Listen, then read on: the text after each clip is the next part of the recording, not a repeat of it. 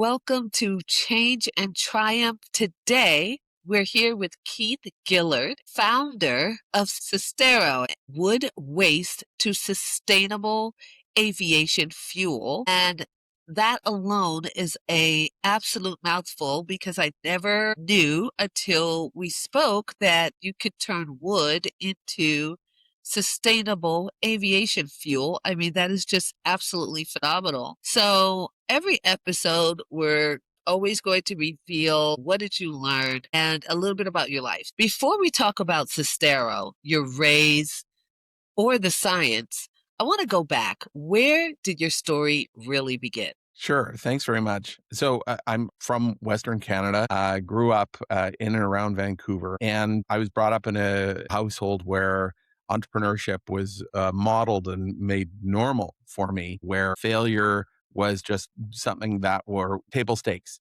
And where the ability to get back up on the horse was really prioritized.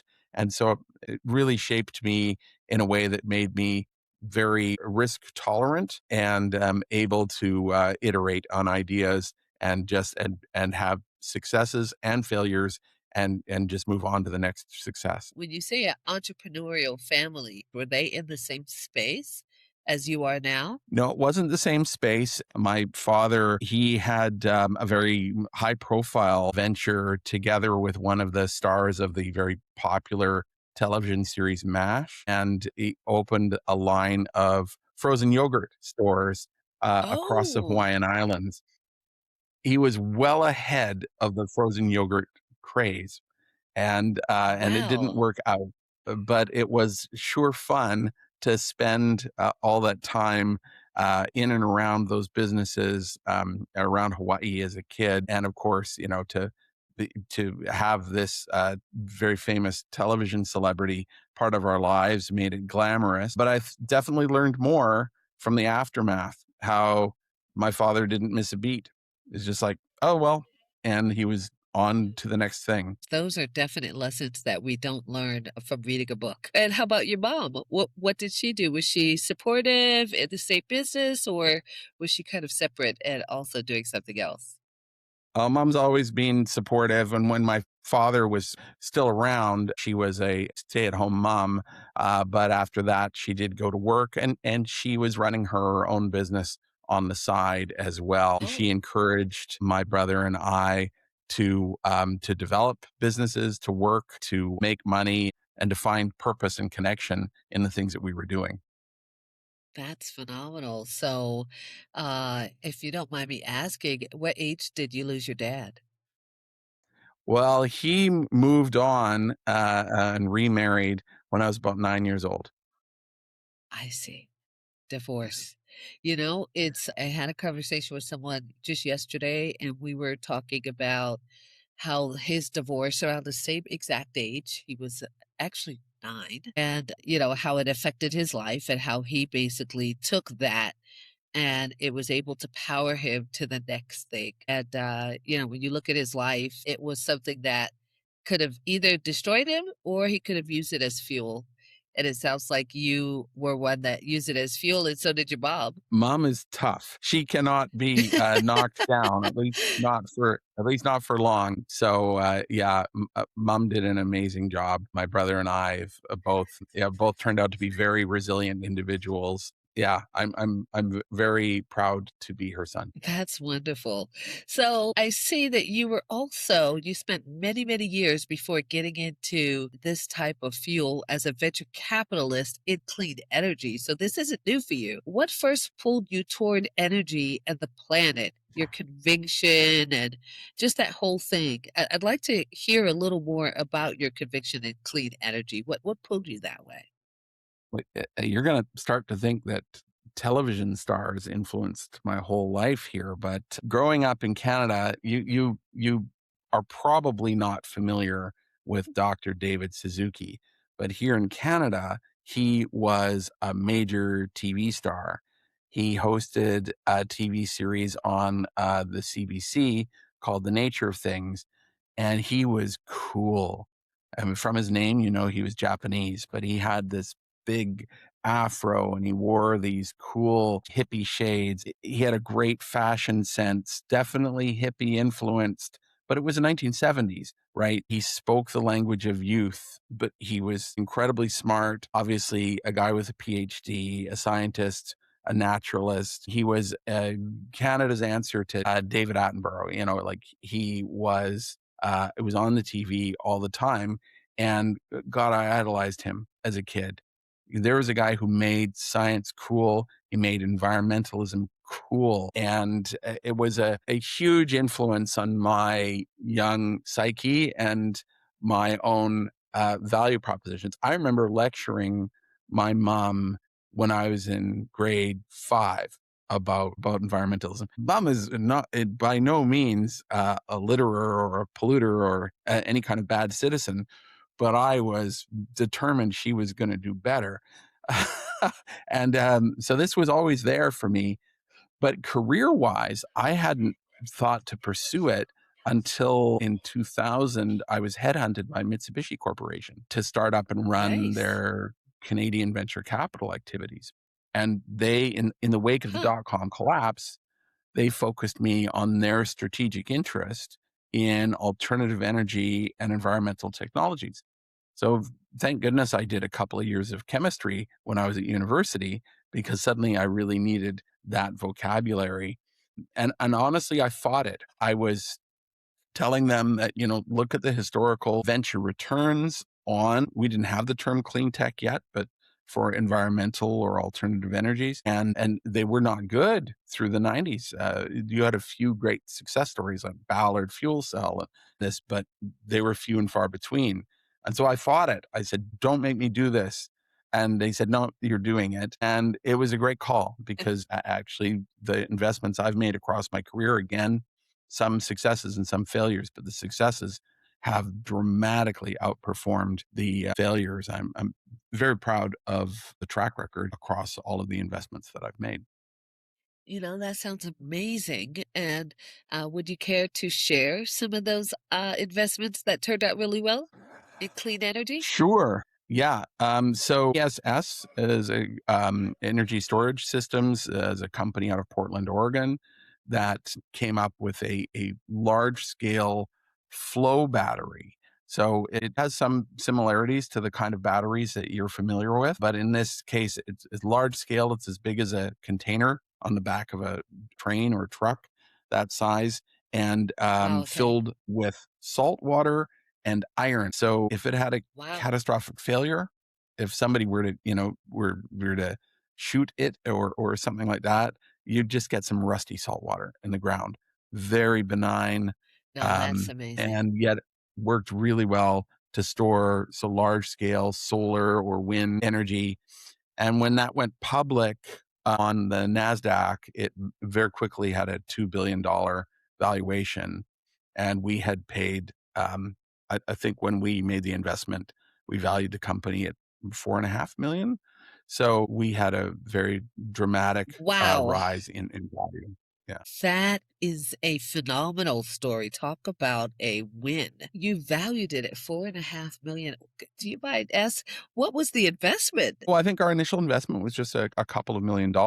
Now they raised more money since subsequent in between Okay. those two events. Okay. But when we came in, they had their first customer, and that was a point. I think that's a really meaningful point for a lot of investors because the customer is kind of a proof point for all kinds of de-risking. If a customer can be convinced and they're going to spend money on it, then that's very informative to an investor. So that's the point where we came in, and yeah, it was definitely the right point. It was one of the strongest performing companies in that portfolio. Are they still around today? Yeah, they are. That's awesome. It sounds like a technology like that would solve a lot of energy issues. So I'm going to have to look into that company for sure. So you invested, you found that company. And from a VC perspective, I always hear this old adage that, okay, well, you're going to invest in 10 companies and one or two are going to be successful. And that's kind of Yeah.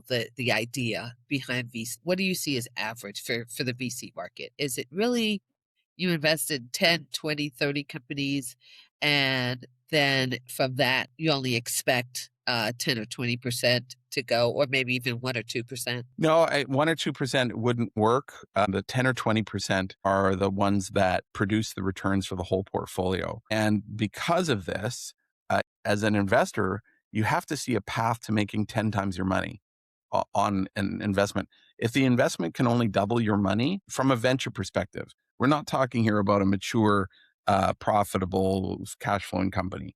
We're talking about earlier stage, much more risk. If you Right. can't make 10 times your money, you're not going to be able to offset the losses in the rest of the portfolio. And so it doesn't do what you need it to do. It has to have that potential to make 10 times, or else the whole portfolio will lose money. So a lot of people point to VCs and they say, oh, you're just being greedy. You want 10 times your money.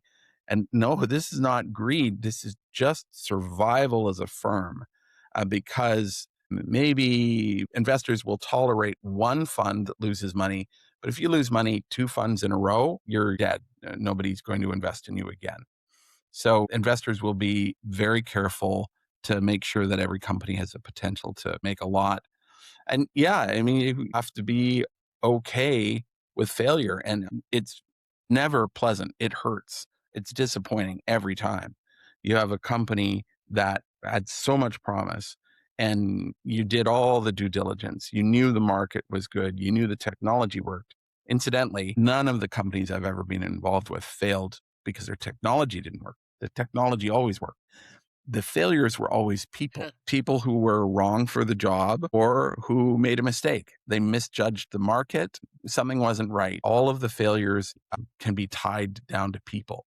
So the people that you're working with are far more important than the actual technology, because a smart person can improve a technology or can pivot from one market to another, but a mediocre person will not be able to make those calls. So yeah, judge on the basis of people, not technology. Which is why in the VC market, most presentation decks start with the team. The Yeah. team is front center on the beginning of the presentation deck. And so, coming from the real estate background, it's funny because I was talking to an investor who wanted to invest with us. She was concerned why, and I knew she was a VC investor, but it didn't dawn on me why she was so confused why the team information was not like front and center. Because in a real estate deck, the all the profits and losses and whatever and all of the market information is on the front of the deck. But in VC, you need that team. The team is important in real estate as well for operations, but it usually goes in the back. So you just definitely explained a lot, because especially if you're investing in startups, you're absolutely right. The ability to persist, the ability to know how to scale, to know when to scale is absolutely vital. And looking at the whole arc, VC, you're an operator, you're a founder. What's the number one mistake you made on the way to becoming who you are now? Yeah, the number one mistake that I made was also people. Working with people who were misaligned or culturally very different. I now have a set of questions that I bring into any interview to screen for narcissists or psychopaths. If I can avoid it, I will never work with those types of people again. Wow. So I guess you've worked with some narcissists and psychopaths. I was married to a narcissist and I know what you mean. Ego is a I made problem. one absolutely, oh yeah, I made one absolutely disastrous CEO hire that is actually a big part of the reason why I'm doing what I'm doing at Cistero. But really, absolutely terrible. Turned out to be what I think is a pathological liar. He just couldn't stop himself from lying and just caused a lot of damage, so that my business partner and I had to step in to run that company directly all day long, 16 hours a day, putting out fires, firing, hiring, restructuring, Yikes. fixing problems. And it was exhausting, and I loved it. And yeah, it's a mistake that I'll never make again. But the mistake led to some real key learning about who I am and what really feeds my soul. And that's why I started to look for opportunities that led to me really being eyes open and mind open and heart open to take on Cistero and to develop what we've done. Wow, that's amazing. So you've had the wins, everyone could see it. Was there a season that looked successful from the outside but felt exhausting or uncertain inside? A season.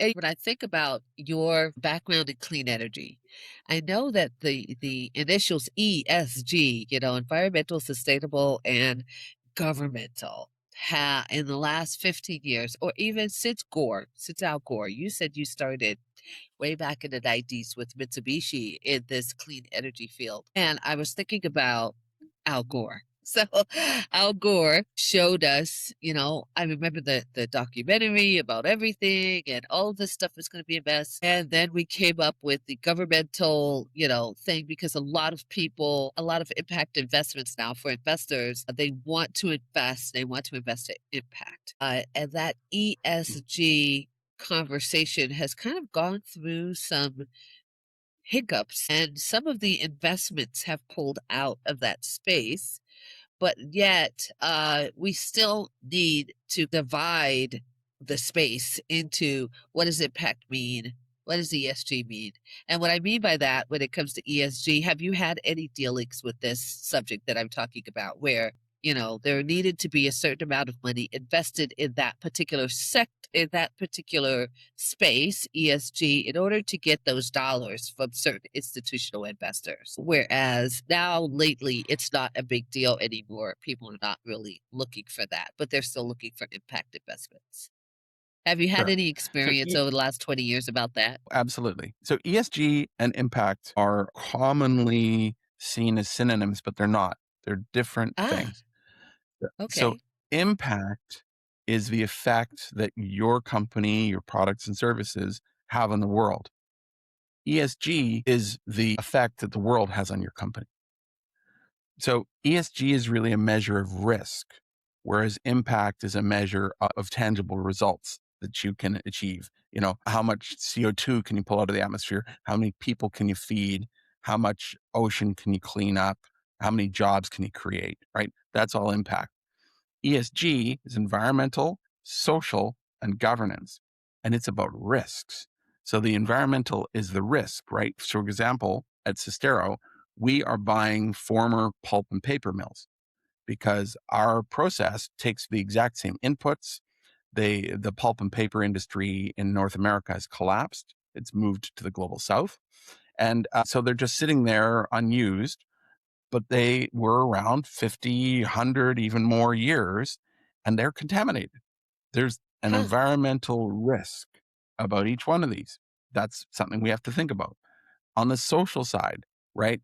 You can have opposition from a community. If I was buying a company and they previously had racist hiring policies or they treated women in a terrible way, that's a risk that's on the side. And we're measuring that, right? Because that can create a bad reputation, can impact hiring in the future, can impact customer relationships, vendor relationships, all kinds of things. It's a measure of risk. And then governance, again, right? I hired someone who was a pathological liar. That was a failure of governance that led to other failures. And so running the company in the right way to make sure that there can't be corruption, that these risks are addressed, that's ESG. It's a measure of risk. And so I found it really ironic, 5 years ago or so when ESG suddenly became a 4-letter word because I couldn't understand why anyone would want to not measure risk in their business. And it was because of a fundamental misunderstanding, and people were threatened by it. These were people that had an agenda that was very tied to the status quo. They were Right. in a privileged position, had been for a long time. Their particular community of people, for example, may have owned all of the land or being the employer for everyone and got all the jobs and that. And suddenly there's this focus on you have to be open to applicants from any kind of background and any gender. And they were threatened by this. This would impact their status quo. And so they opposed it.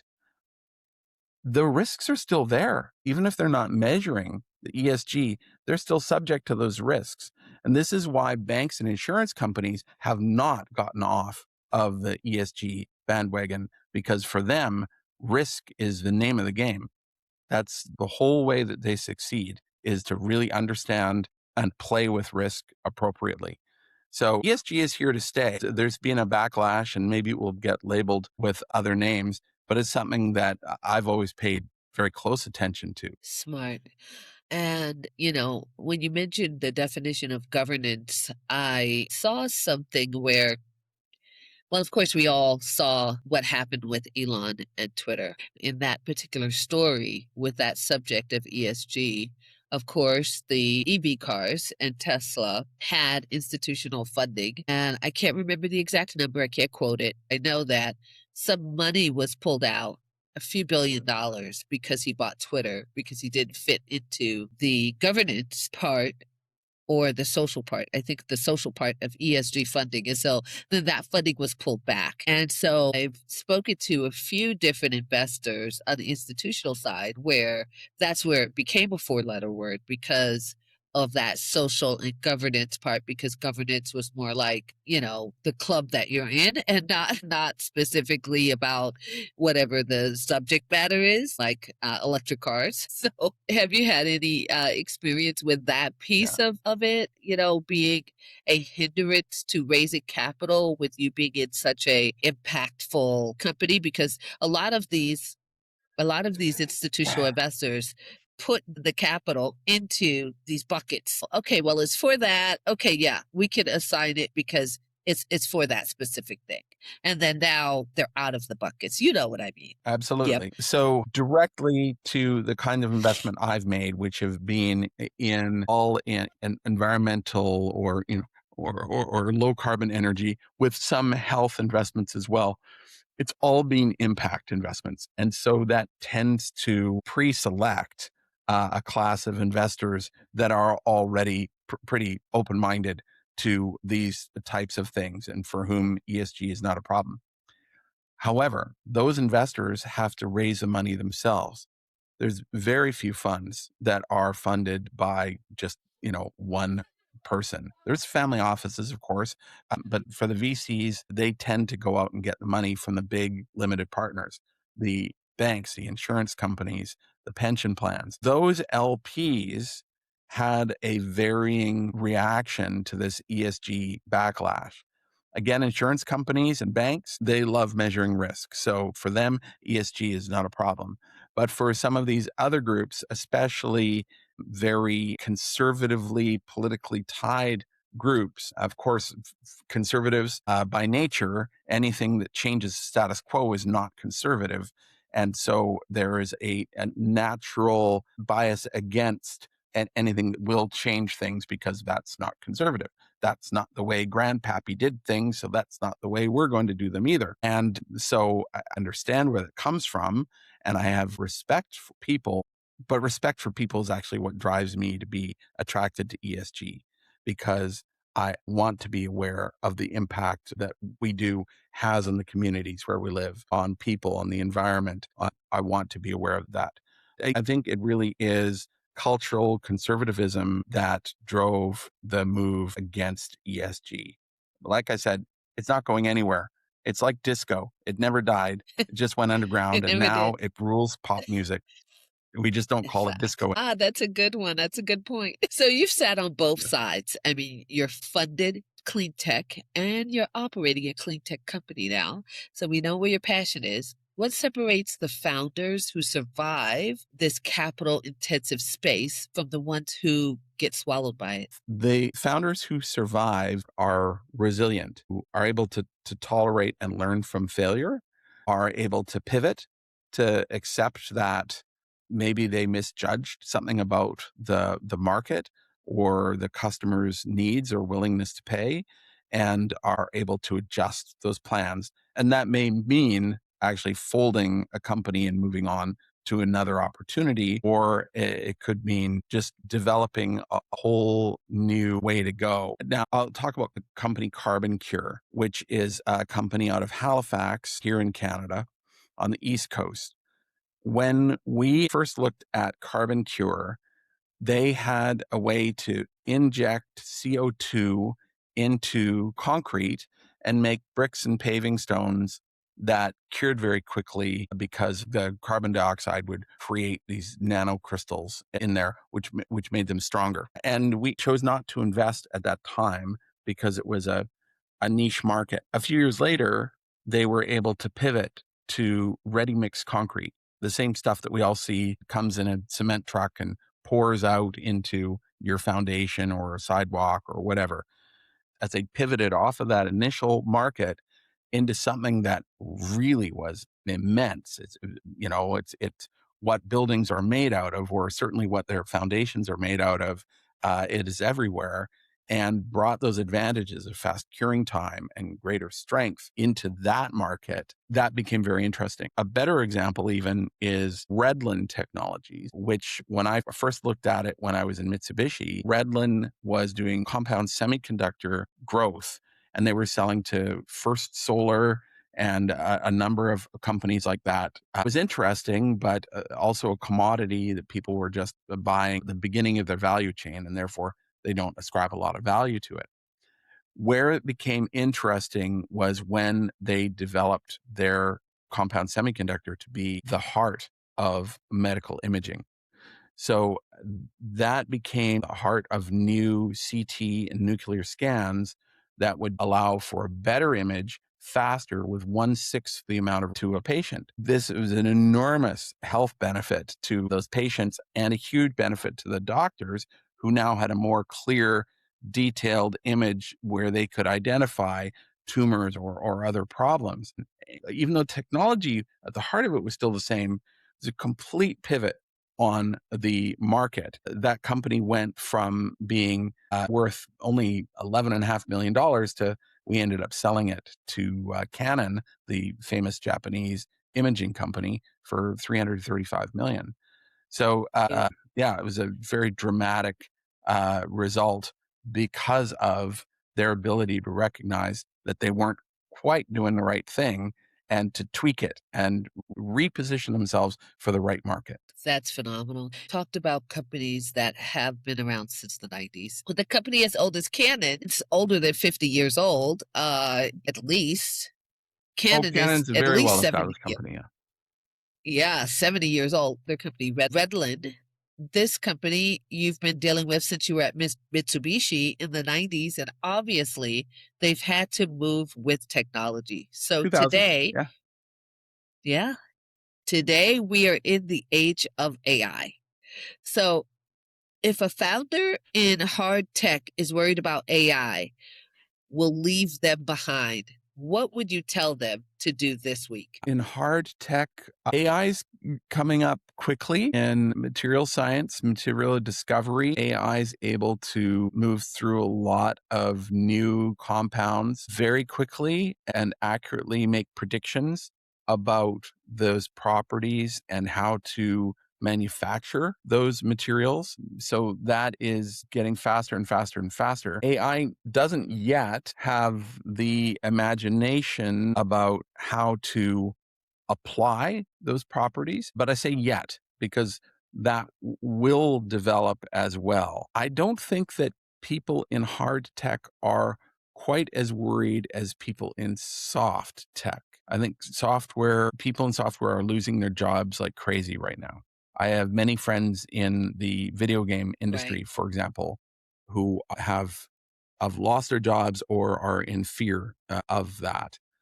I gave a keynote at the Unicorn Summit in Lisbon a couple of months ago. And one of the panels, I was so outraged at what the panelists said that I had to jump on stage, which they welcomed. They gave me a mic and brought a chair in for me, but I just had to Wow. because they said that now with AI, the boss can do the work of 300 employees. And so they're going to fire all 300 of those employees. And then all 300 of the employees are going to become the boss and employ AI to do the work of 300 people below them. And that's just like Pollyanna seeing the world through rose-colored glasses, because most people, unfortunately, do not have the resilience to face failure after failure after failure to get to success, which is what an entrepreneur needs. And so to think that all 300 of those people are going to be able to go and create a new company driven by AI before they run out of money to feed their families is crazy to me. I found it so elitist and offensive that I had to jump in there. For some people, of course, they will have the resilience. They will have a nest egg. They will have family support, or maybe they know some VCs and they can get some funding. Wherever the support comes from, they have it, and they will be able to do that. But for a lot of people, this is going to be a very, very difficult transition. And I don't think we should sugarcoat it. It's something that if we care about our neighbors, if we care about our community, that we should be engaged with trying to find a solution to bridge the old world into the new way of where AI is going to constantly accelerate and constantly take away jobs, even while it empowers some.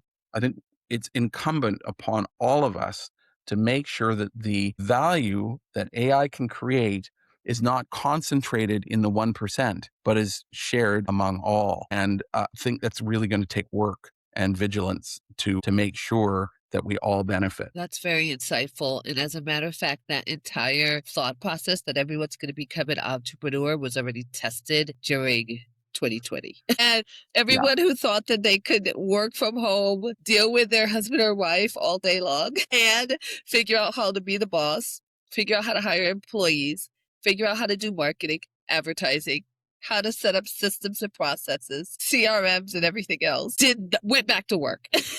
So they went back to work, and it did not work as people thought because they could not support their family. So one of my thoughts on how we're going to fix this problem that we know is here, it's not coming, it's here. I wrote a book called The Buy Income Strategy. And maybe this is an elitist idea, but the book accompanies 3 different workbooks for a W-2 wage earner, a 1099 contractor, and a business owner on how they could start taking more of their income, whatever it is, and buying passive income with it. Because, us being in private equity, I mean, we're in the business of investing, right? So we understand how to take money and buy income with it. VC is a little more difficult because you're buying a startup that's not going to see any cash flow, could be for 3 years or 5 years or whatever. My answer to that problem is focusing on, here's what a dividend stock looks like. You could invest in a company that's cash flowing. You could invest in this, you could invest in that. And that's my answer to the problem. So I don't know if I'll help some people, but I sure hope I do. So how has AI changed the way you run Cistero? Modeling feasibility, finding supply, raising capital, making any decisions. Are you using it in any of those ways? Yeah. So Cistero, of course, hasn't been around that long. So we've always been using AI tools.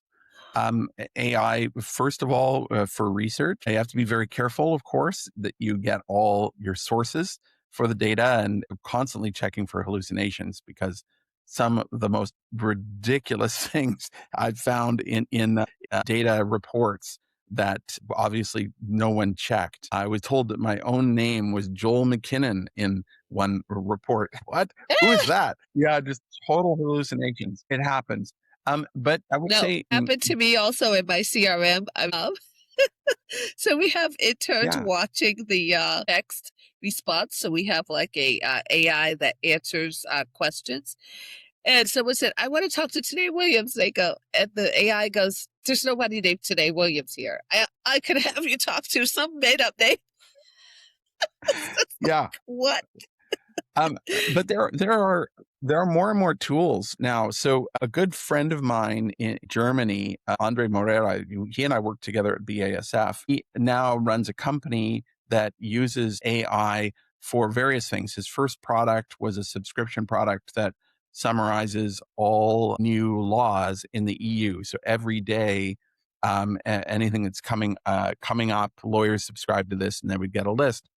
And then he moved on to things that he himself is a PhD physicist, but he's worked in chemistry industry for most of his life. So he now has a product that will read engineering line diagrams to model out and understand a full plant design and work on for a chemical plant, chemical engineering part of it.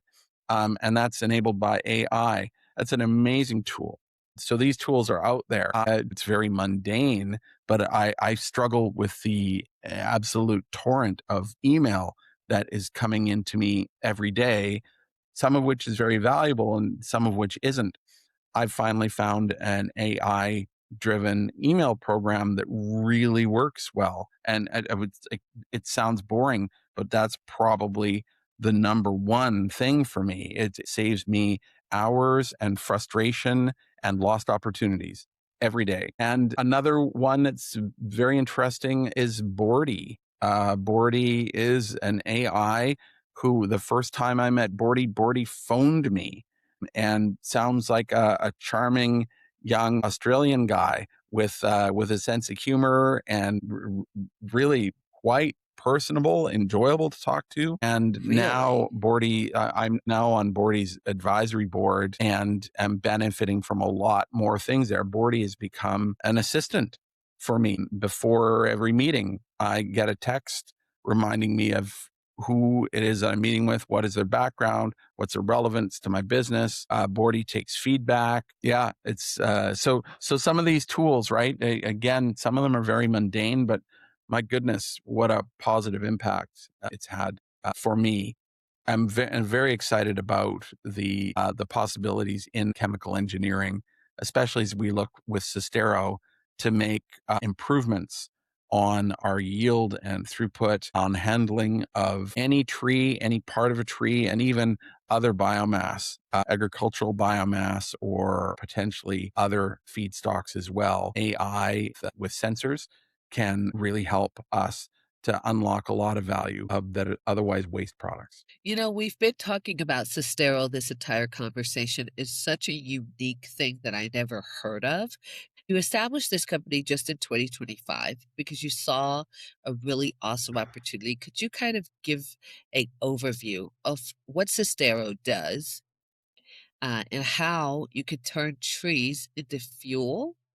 And then also a little bit about this industry. Apparently, Cistero is one of a few companies that does this, but I'd love to hear it from your point of view. Yeah, we turn wood waste into jet fuel. And most jet fuel, of course, 92% of it in the world is made from fossil fuels. It's made from oil that's brought up in Saudi Arabia or Texas or Alberta and then refined into kerosene. And so the same kerosene that you've used in a lamp or that your grandparents used to cook with or whatever, that is the fuel that's in airplanes. And it's the exact same set of molecules that we make, but we are making them in a sustainable way. And that is why it's called SAF, SAF, Sustainable Aviation Fuel. But it's still kerosene. It's the same molecule. So airplanes don't need any modifications to run on it. It's the exact same thing that those engines have always run on.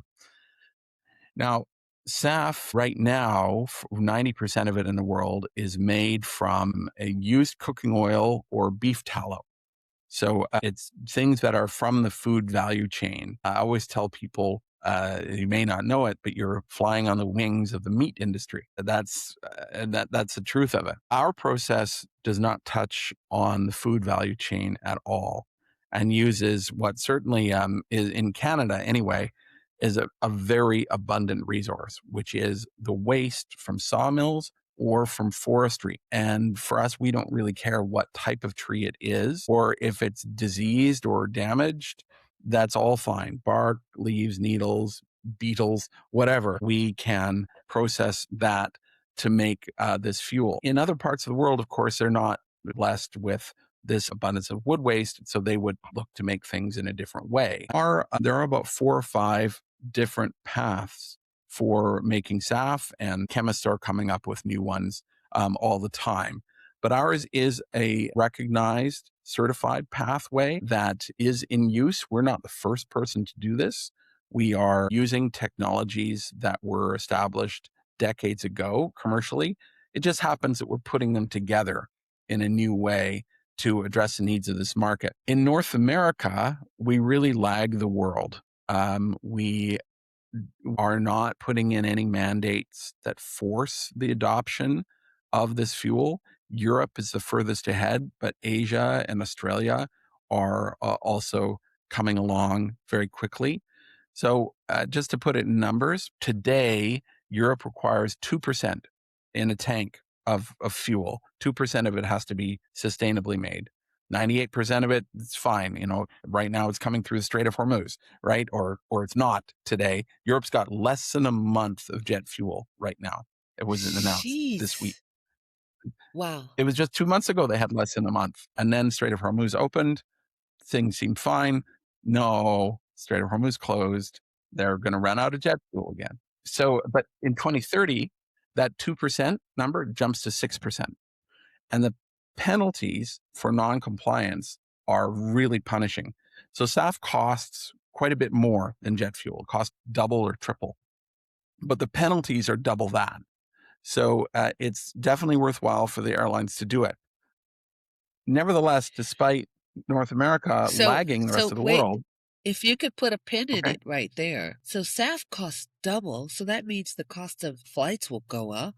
But this goes back to our conversation about ESG, this requirement, right? The 3 to 6%, because we need to stop using fossil fuels. What's the reasoning behind it? And I hope you could pick up where you left off. I just wanted to get that out. Sure. Yeah. North America is lagging in these mandates, and yet Air Canada is a number 5 SAF off-taker in the world. United and Delta, Southwest, Alaska, American Airlines just announced this huge SAF deal with Google. The North American airlines are big buyers of SAF, and there's no government forcing them to do it like there is in Europe. So why is that? Well, of course, sustainability, ESG, the E is a risk, right? Climate change is real. Anybody living in Florida or Louisiana knows that. The sea level is rising, and there's no question that that's going to continue. Not only, or anyone living in UK who just got 100-degree weather, like what was that about? Heat dome. Yeah, it's awful. Whole communities. We had one here in Canada. We got a heat dome, and whole community in 24 hours gone. Every building, everything. And this is just going to continue to increase. But even though, again, some people resist that. They say, "Oh no, this is natural variation." And okay, so then the other argument, and the Strait of Hormuz has made this so clear, is security of supply. For Cistero, we make our fuel with a supply chain as a total radius of 150 kilometers, 100 miles. That's it. We don't need to go through any strait. We don't cross a border. We don't have fluctuating tariffs suddenly impacting things for us. We make things 24/7, 365 with a very tight, simple supply chain. We have 9 sources of biomass for our site. Again, we can use anything. So our supply is uninterruptible. Electricity is the other big input to what we do. Our particular site has 5 major vectors of electricity that come onto it. So again, wildfires are sweeping Ontario and other parts of Canada right now. And in the winter, ice storms happen. Wildfires and ice storms couldn't take down our site. It's resilient. So the security of supply is worth paying something for. Just ask the military, where they, for their diesel, will pay 900 times what you might pay at the pump just to make sure that they have the supply. 900 times. So double, That's triple the insane. price of jet fuel at small percentages means only a few extra dollars per passenger per flight, and they get the security. That is It's a really powerful value huge. proposition. That's a huge value proposition.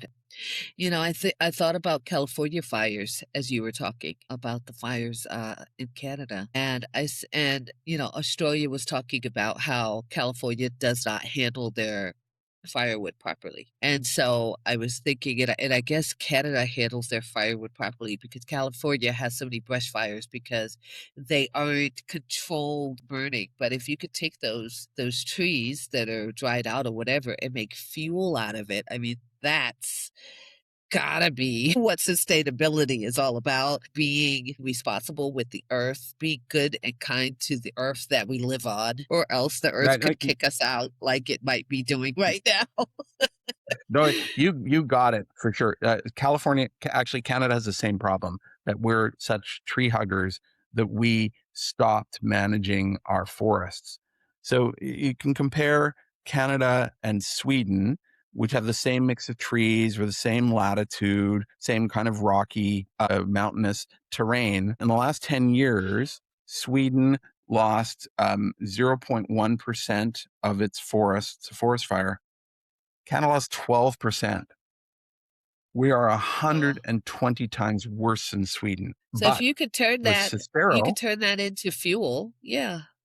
exactly, we can provide an economic incentive because we can pay people just like the Swedish government does. They have a high tax basis and they pay people to manage a forest. Canada, despite American jokes about us having higher taxes, we don't. I lived in California.